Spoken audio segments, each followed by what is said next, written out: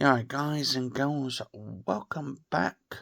It is today, the 24th of November 2024 at the time of the video. Now, this is kind of interesting, right? So, apparently, I've been reading some people's things on their PlayStation 5 Pro, and there's this one game at the moment. Now, I think Sony are starting to realise that this PSSR is a load of BS, or they know it's a bit of BS, and this is the reason why they're actually taking it out of some games, or not using it at all and stuff in some games. But then again, it's all down to the developers and stuff, so it's all pretty much the developers taking it out, probably because they think it's pretty much like really bad. So apparently Silent Hill 2 got a patch apparently for the Silent Hill 2 remake, and from the last patch apparently they've removed the PSSR.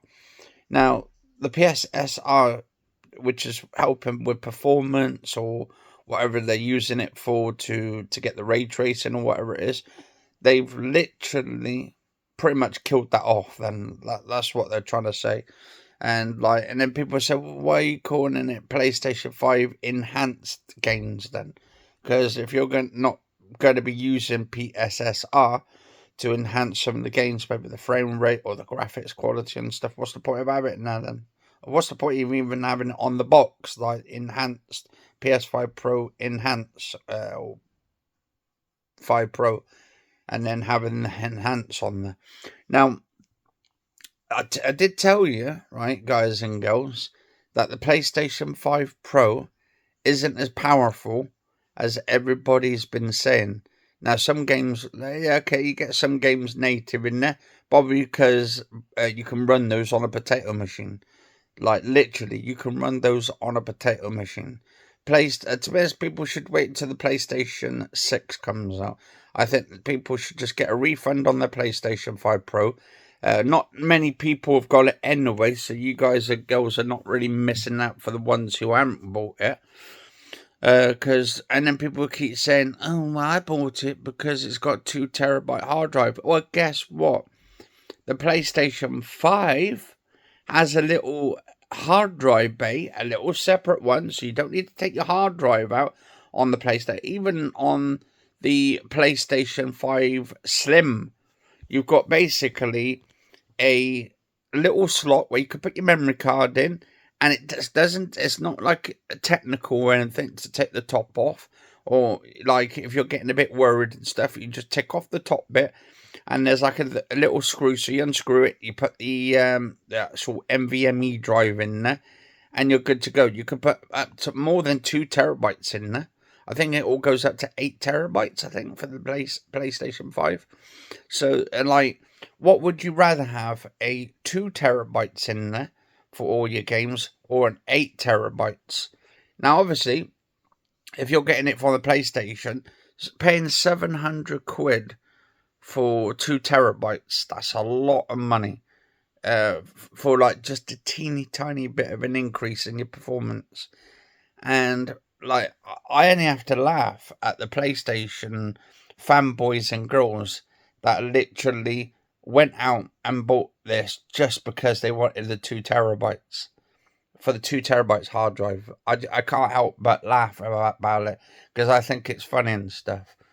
And people will say, well, oh, I don't know how to put the hard drive in. Well, simple. It's just a simple thing. The top opens at the top, and you unscrew this little screw where the hard drive bit is, and you stick it in there. You don't have to do any work or any hard work. You just slide it in. You have to use one of those hard drive, what do you call it, heat sinks with it. You have to get one with a heat sink.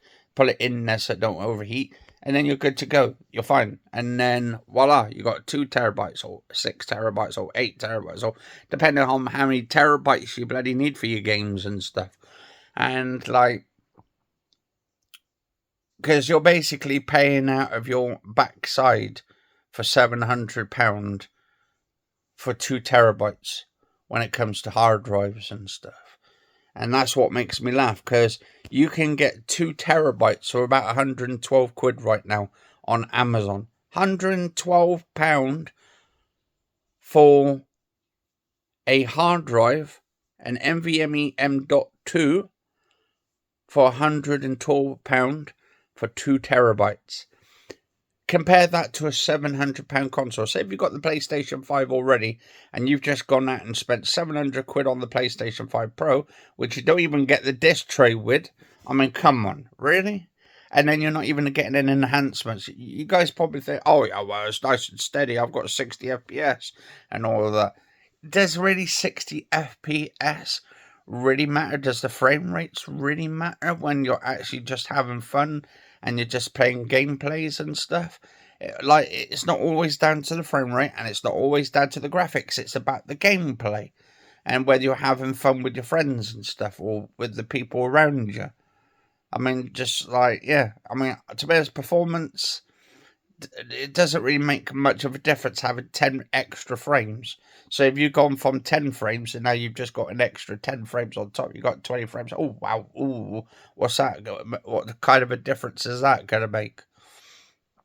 Or if a game runs at, like, I don't know, 40 frames and you've just got an extra 10 frames. Oh, wow. Oh, my God, I've gone up to 50 frames. Oh, wow. Wow.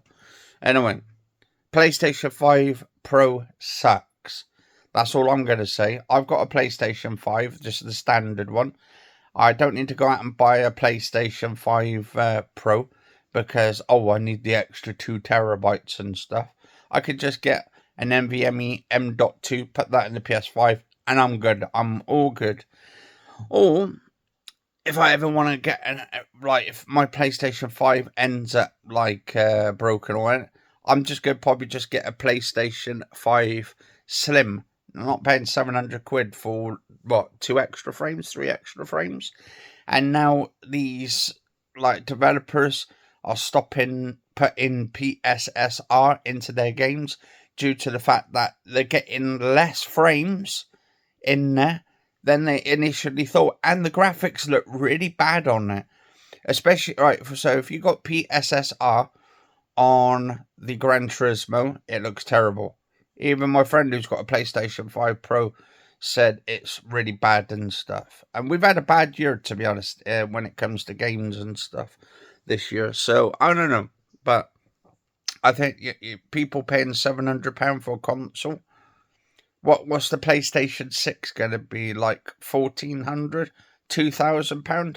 Now that you guys and girls have literally bought into this sort of trend, like when the PS6 comes out, it's probably going to be about 2,000 quid, thanks to you guys and stuff for not using your loaf and stuff. But anyway, I'll see you guys and girls on the next episode.